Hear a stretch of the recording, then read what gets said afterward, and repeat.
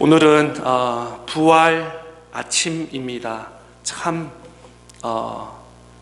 기쁜 날입니다.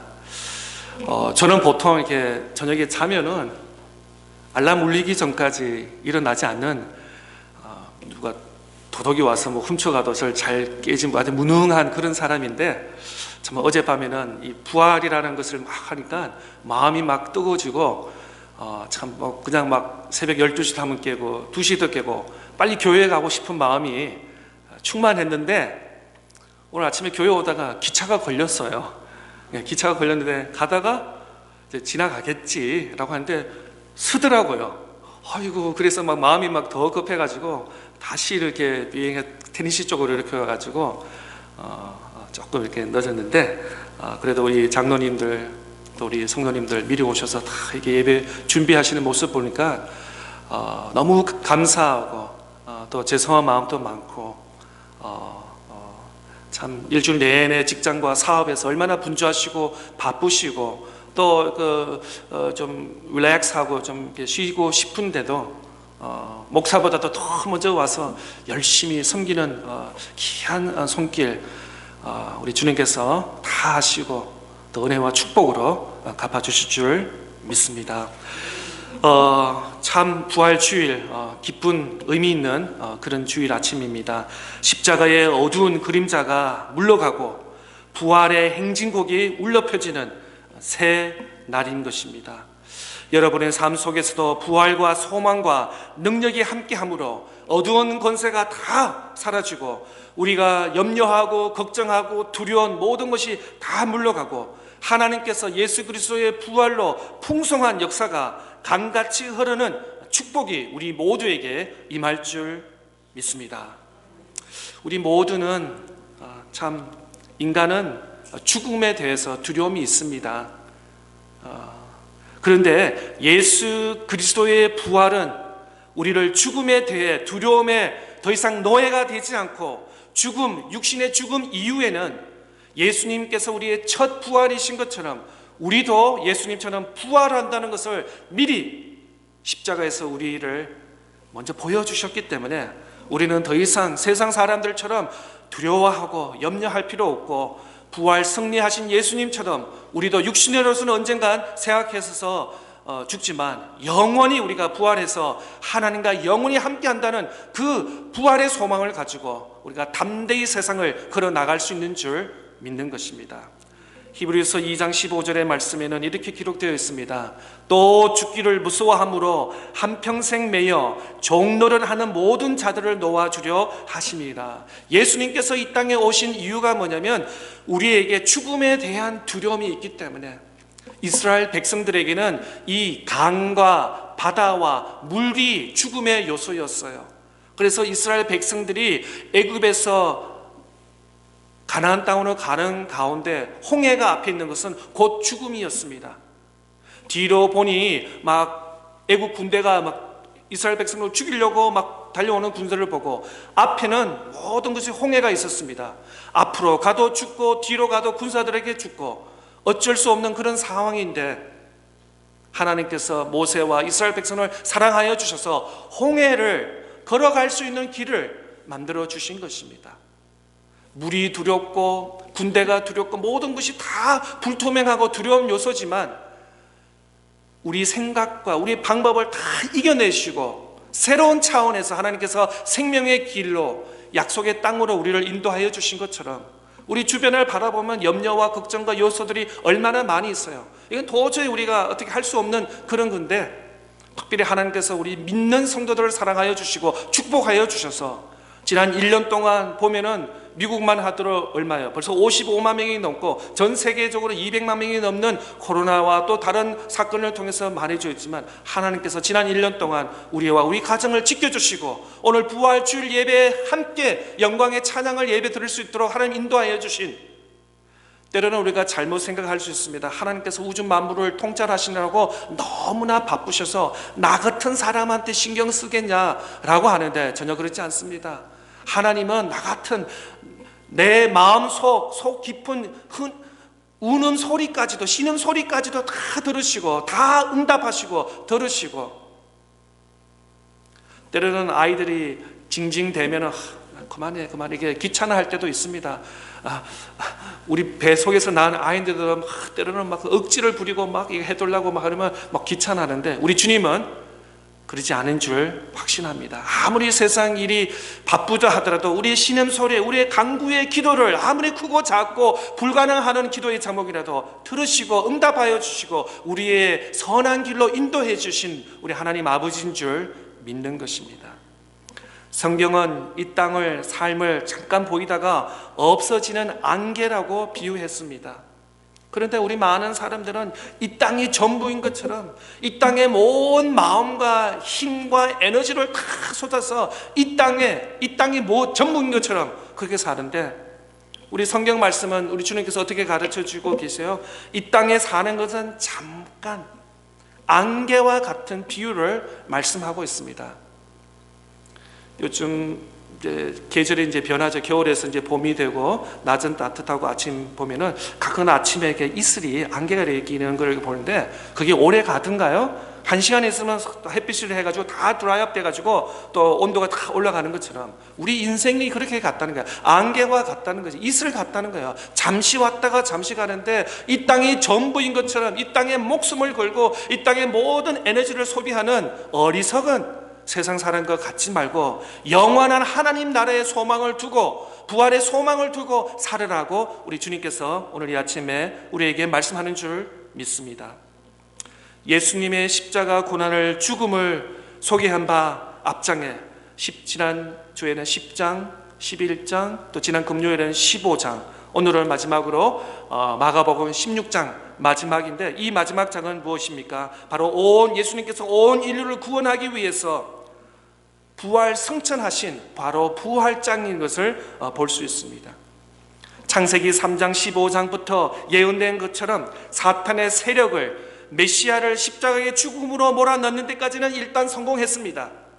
사탄의 세력들이 예수님을, 하나님의 아들 예수 그리스도 구원자를 십자가에 못 박혀 죽는까지는 성공하셨는데, 그 이후에 3일 후에 부활하시고 승천하신 것까지는 사탄의 컨트롤가 될 수 없는 것을 우리는 말씀을 통해서 깨달을 수 있는 것입니다. 오늘 본문은 안식일을 끝난 후 예수님의 무덤에 찾아간 여인들의 이야기로부터 시작하고 있습니다.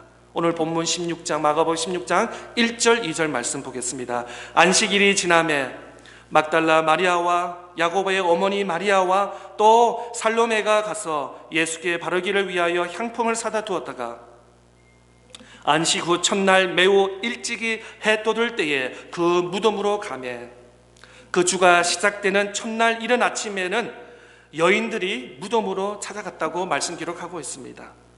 이것은 마태복음, 마가복음, 누가복음, 요한 4복음에서 동일하게 말씀을 증거하고 있습니다. 예수님의 십자가에 가장 가까이 있었던 이 여인들이 안식 후 첫날 예수님의 무덤에 향하여 갔던 이유는 무엇입니까? 바로 예수님의 시신에 향품을 바르기 위해서였습니다. 예수님은 우리가 잘 알다시피 금요일날 오후에 늦게 돌아가셨습니다. 그리고 바로 무덤에 안치되기 위해까지 이 여인들, 예수님을 사랑하고 늘 따라갔던 이 여인들이 예수님의 몸에 향품을 뿌릴 시간이 없었기 때문에 3일 후 안식일 후 첫날 주일, 우리 같으면 이제 새벽 주일날 아침에 가서 향품을 뿌리려고 갔는데 어떻게 되었습니까? 무덤에 있는 돌이 움직여졌습니다. 그 당시에 보통 십자가에 죄인들이 십자가에 못 박히고 죽으면은 장례를 하지 않고 그냥 길가에 던져 놓습니다. 그래서 이 새들이라든지 이 동물들이 와서 찢어 먹는 그런 형태인데, 아라메아 요셉이 예수님께 특별히 그 로마 군인들에게 해서 부자들 또 주위가 높은 사람들에게 돌무덤에 안치할 수 있도록 미리 사전에 조절한 모습을 우리는 볼 수 있습니다. 그래서 예수님이 무덤에, 돌 무덤 안에 십자가에 못 박혀 주시고 안치되었는데 돌이 이동이 되었습니다. 다른 말로 해서 이 무덤이 널린 거죠. 오픈된 거죠. 그런데 이 돌은 보통 남자 10명이 움직여야 될, 그렇게 한 사람 두 사람으로 옮길 수 있는 그런 돌문이 아닌 것입니다. 그래서 이 여인들이 아침에 일찍 가서 준비하면서 가면서 가는 길에 생각했어요. 아니, 우리 여자 두세 명 가지고는 이거는 돌 무덤을 움직일 수 없는데 우리가 어떻게 되나. 또 제자들과 다른 사람들, 군인들의 도움을 요청해서 이거 돌 무덤을 옮겨야 되는데 라고 했는데, 가자마자 어떤 일이 벌어졌습니까? 돌 무덤이 옮겨진 상태에 있은 것을 보게 됩니다. 3절 4절 말씀에 보면은 서로 말하되 누가 우리를 위하여 무덤분에서 돌을 굴려주려 하더니 눈을 들어본 적 벌써 돌이 굴려져 있는 것, 그 돌이 심히 크도다. 여인들이 눈을 보니 돌 덩어리가 이미 옮겨져 있던 사실을 깨닫게 되었습니다. 그 여인들이 무덤을 향해 가기로 결정하고 났을 때는 이미 생각을 못했지만 누가 우리를 대신해서 옮겨줄까? 그 당시에 이것이 한 1톤 이상이 된다고 합니다. 여러 명의 남자들이 움직여야지 이게 움직일 수 있는 돌 무덤이었는데 이미 옮겨진 상태인 것입니다. 5절 말씀 보겠습니다. 무덤에 들어가서 흰 옷을 입은 한 청년이 우편에 앉은 것을 보고 놀라매, 예수님이 이미 자신의 예고하신 대로 부활하셔서 무덤에 빠져나가신 상태였습니다. 그래서 예수님의 무덤은 비어 있었고 천사만이 예수님의 영광스러운 부활 소식을 전해주기 위해서 빈 무덤에 지키고 있었던 것입니다. 예수 그리스도의 부활은 그가 진정 모든 인류가 속박당했던 사망의 권세까지 물리치시는 하나님의 아들이심을 보여주고 있는 것입니다. 흰 옷을 입은 한 청년 누굽니까? 바로 천사였습니다. 그래가 여인들에게 물었습니다. 두려워 말라. 너희들이 보고 있는 예수님은 이미 살아나셨다, 부활하셨다, 여기 더 이상 있지 않다라고 여인들에게 천사는 말씀하셨습니다. 오늘 본문에서는 우리가 예수님께서 영원히 살아계셔서 성도들과 함께 동일하신다는 사실을 깨달을 수 있도록 이 무덤을 찾아온 여인들에게 천사가 한 말은 6절 7절 말씀 보겠습니다. 청년이 이르되 놀라지 말라. 너희가 십자가에 못 박히신 나사렛 예수를 찾는구나. 그가 살아나셨고 여기 계시지 아니하리라. 보라, 그를 두었던 곳이니라. 가서 그의 제자들과 베드로에게 이르기를 예수께서 너희보다 먼저 갈릴리로 가시나니 전에 너희에게 말씀하신 대로 너희가 거기서 배우리라 하라 하는지라. 또 복음서 누가복음 24장 5절의 말씀에는 어찌하여 살아있는 자를 죽은 자 가운데서 찾느냐라고 천사가 여인들에게 이렇게 말씀하고 있는 것입니다. 아니, 책망하고 있습니다. 어떻게 부활하신 예수님을 죽은 가운데 무덤에서 찾느냐라고 여인들에게 책망하고 있는 것입니다. 참으로 골고다 언덕 근처의 빈 무덤은 예수 그리스도께서 부활하신 후에 지금 또 우리 성도들과 함께 계신다는 사실을 입증해 주고 있는 것입니다. 이러한 그리스도의 부활이야말로 그리스도께서 죄로 인한 사망의 권세를 깨뜨리시고 모든 성도의 승리를 부활하신 보증하신다는 기독교 신앙의 초석이자 성도들의 갖는 소망의 시작인 것입니다. 무덤을 찾아갔던 여인의 발걸음은 심히 무겁고 괴로웠습니다. 예수님이 우리 죄를 위해서 십자가 못 박혀 죽으셨는데 그 예수님의 목에 향유를 부르지 못하고 3일 후에나 예수님을 찾아가는 그 여인들의 발걸음은 굉장히 무겁고 괴로웠을 것입니다. 그리고 예수님이 누워서 자기들을 보시는 예수님을 바라보면서 얼마나 마음 아파하셨는지, 그런데 부활하신 예수님을 만난 그 여인들은 힘차게 달려가서 예수님이 부활하셨다는 사실을 전하게 되었다는 것입니다. 보통 장례식에 가면은 또 무덤에 가기는 엄숙한 또 무거운 마음으로, 예를 들어서 우리 부모님이라든지 또 우리 그 위에 조상님들을 돌아가시는 그 무덤에 갈 때는 굉장히 무거운 마음으로 무덤을 방문하실 것입니다. 그런데 이 여인들은 예수님의 있는 무덤을 찾아가서 빨리 제자들과 또 많은 주변의 이웃들에게 예수님이 부활하셨다는 것을 전하러 가는, 완전히 변화되는, 이 전과 후가 다른 그런 모습을 바라볼 수 있는 것을 보게 되는 것입니다. 하지만 예수님은 누우셨던 무덤을 향해 가던 제자들, 그곳에 머물 수가 없었습니다.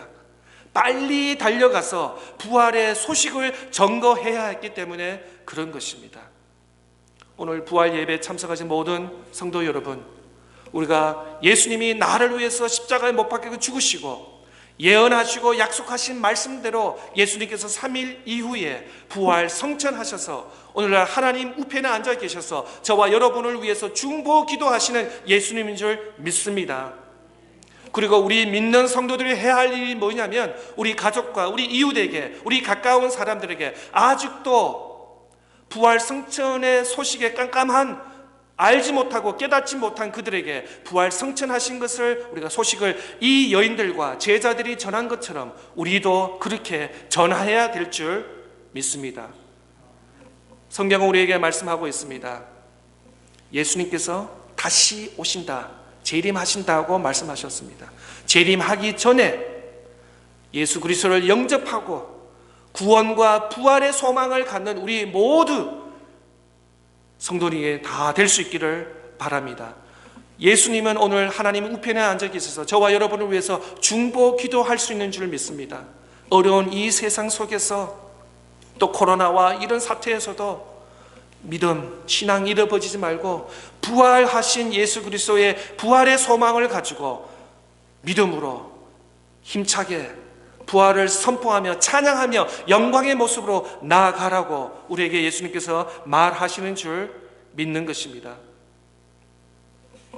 찰스 스폴전 목사님은 19세기 영국의 계획주의 목사님, 침례교회 목사였습니다.